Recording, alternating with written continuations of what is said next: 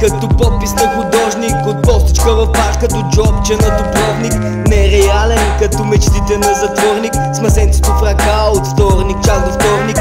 Идеален, качествата като сборник, в джоба нищо не дрънка, свободен като бездомник. Ефикасен в крак с времето часовник, сви запали скънка, дръпка и стрелвам се като Соник. От начало започвам песента изпята, дори изпята пак носи заплата. Това е лъжа, всъщност носи облага, облага за сърцето, за душата наслада.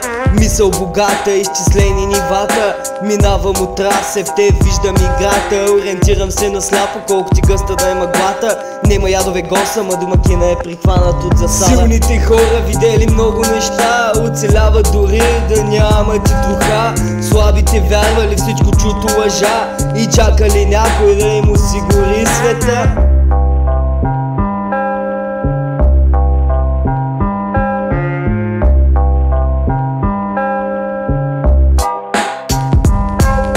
Допуснати грешки, такива пак ще се допуснат. Думите тежки също ще се издумат. Не скривай слабости, крехки, точно в тях ще те на мушката. Дали въобще може се усети това, където чувствам, гаси лампите, но пламъка продължава да свети. Държи ме изгаснали, изгасвам с него веки. Братле, отвори очи, залитнал си по кривите пътеки. Само честно, честно, като те прибира често, каква чест.